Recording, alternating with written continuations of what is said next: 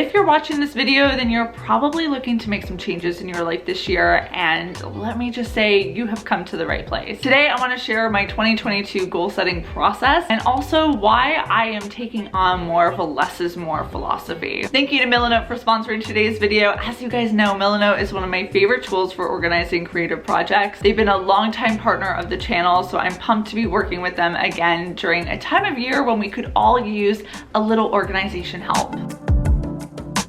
Whenever a new year comes around, I think we all collectively agree that the previous year just went by way too fast. When I think of 2021, I just think, how did it go by like this? And I think because time feels like it goes by so fast, we tend to look back at the previous year with this feeling of, oh man, I didn't get around to the things that I wanted to do. And we really beat ourselves up about that. We focus on the things that we didn't accomplish and use that shame to influence us to make better decisions at the beginning of the new year. And we're gonna get our life back on track, and this is going to be a different year for us. It just overall feels like a really negative way to start the year.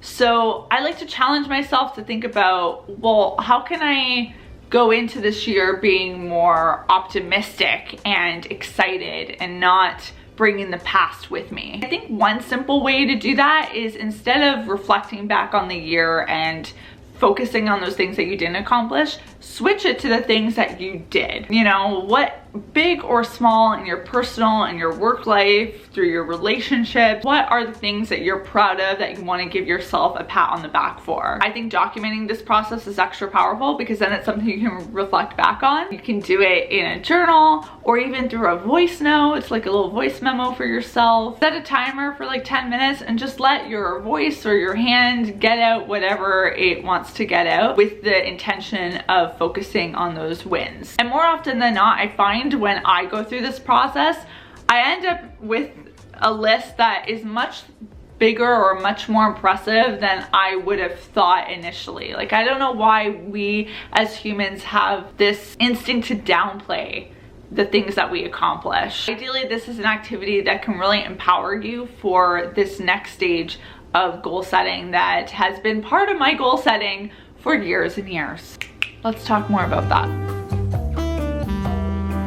As someone who is goal-oriented, there are times in my life where I found myself wanting to have a goal to work towards, but not being sure what exactly I want that goal to be. And vision boards can be particularly helpful for those situations, because the act of a vision board is pulling together images, quotes, words that speak to you, that make you stop for some reason. Maybe there's no exact explanation for why that is, but there's something about it that you really like that clicks. You pull it all together in a collage and then you review it and look for patterns, and those patterns can guide you on which direction to go with your goals. One of my favorite tools to use for creating my vision board is Milanote, an easy to use tool that you can use on desktop or your phone to help you organize all of the creative projects in your life. I've got my laptop open beside me, so we're gonna get going with this. You can use a blank board or take advantage of Milanote's built-in ready-to-use templates for things like weekly plans, project plans, note-taking, but today I'm going to be using the vision board template. And then to fill in this vision board, I'm going to be using Milanote's Web Clipper browser extension to add in images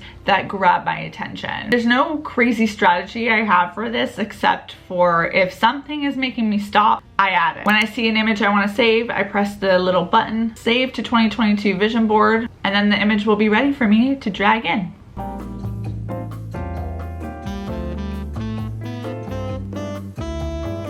This is my favorite part of the process. You just look at beautiful things. Milanote has added some new features that I adore, one of which being the ability to now add in links to songs to your board. I'm going to go in and add in this audio block and then simply paste in a link to a song that feels like it channels a lot of 2022 good energy. You can also now draw in boards, which the doodler in me is very pumped about. I'm just gonna add some basic doodles to give it that handcrafted touch.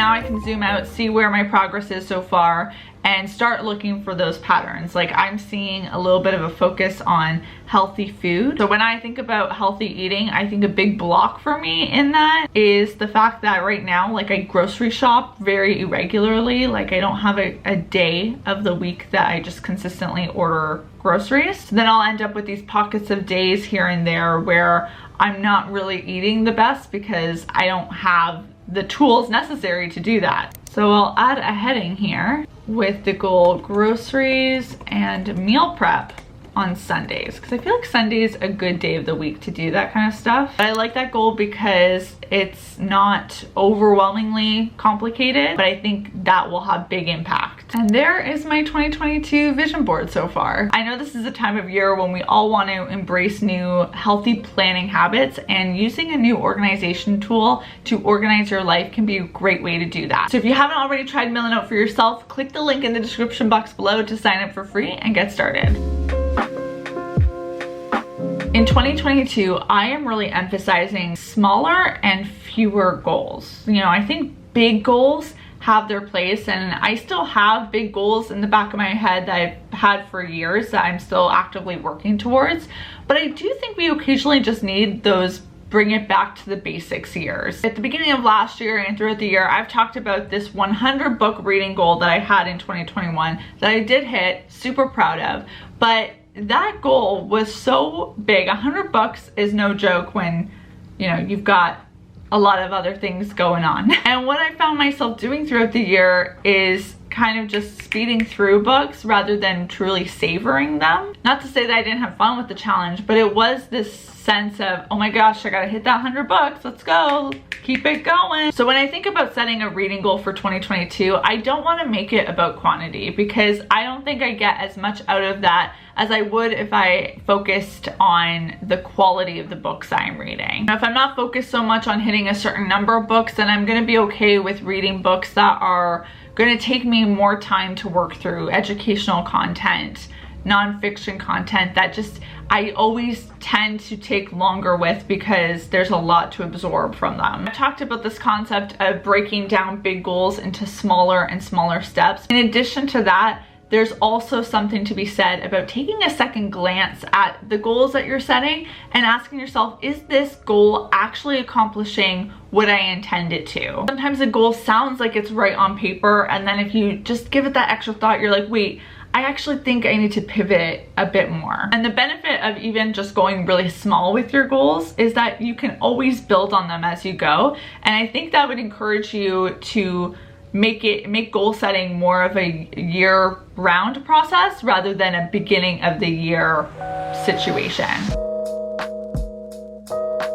Even the most dedicated person in the world at times needs accountability to stick to their new goals or new habits. There's so many different types of accountability tools that you can use. One of my favorite ones that you guys see me do every single month in my Plan With Me's are habit trackers that I create in my journal, just a simple grid, one square or dot for each day of the month. And if I do that habit that I want to do for the month, then I get to fill in the circle. And at the end of the month, ideally, I will have a full grid or a full set of circles, and that visual can be really satisfying and encouraging. I'm also a huge fan of using my phone to set reminders to prompt me to do certain habits during the day. A good example is a reminder on your phone that goes off 30 minutes before you go to bed, so you know it's time to put the phone away for some phone-free, electronic-free self-care time before sleepy mode. Having an accountability partner can also be really helpful, whether it's a friend that's doing the goal with you or looking for a community online that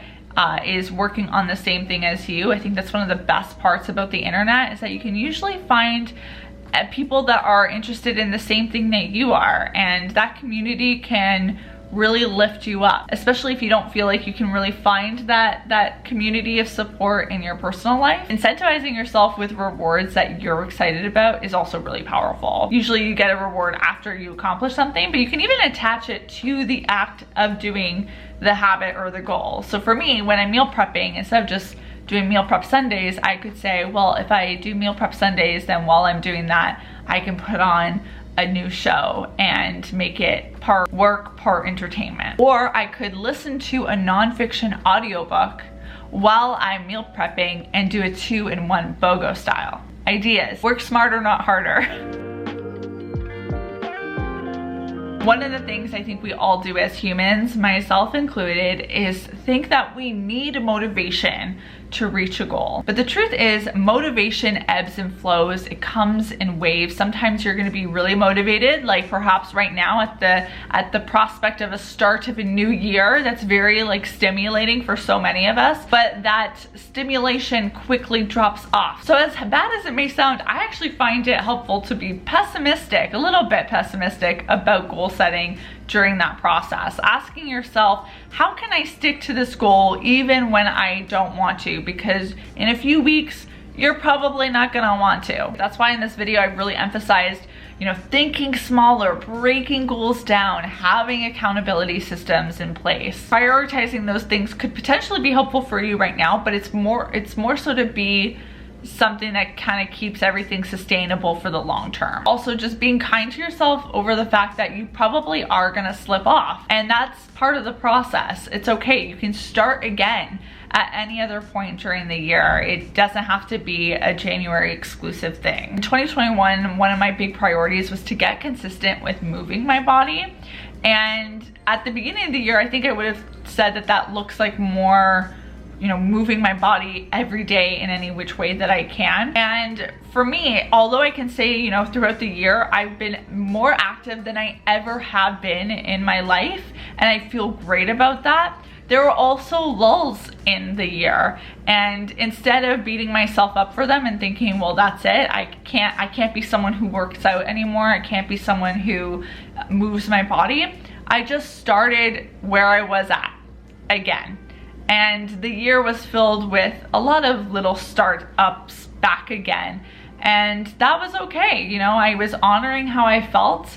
And at the end of the day, I still accomplished what I set out to do, even though it may not have looked as straightforward as I would have imagined it to be. It wasn't a straight line on the graph. It was like zigzaggy all throughout the year. If you're thinking to yourself, that sounds great, Caitlin, but sometimes I need a motivation boost. What can I do if I just need that little spark to reignite the energy? Sprinkling in variety can be just a subtle way to reshift the way that you're looking at things that you've kind of gotten used to in your life.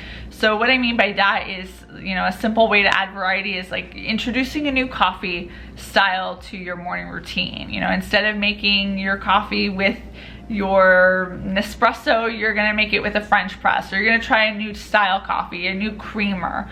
You're gonna try a new recipe for breakfast this week. Wearing a new outfit combo that you've never worn before. Doing groceries at a new grocery store. You know, the list can go on of just very small, subtle things that if you just make a small tweak to, can be a little bit rejuvenating. This can apply to any area of your life, but especially for those areas that you have goals within. Again, bringing it back to my movement journey this year, I follow a lot of content creators who create workouts on YouTube, and whenever I felt like, even if I really liked them, that I was just not feeling as excited to show up to the mat every day, then I switched it up.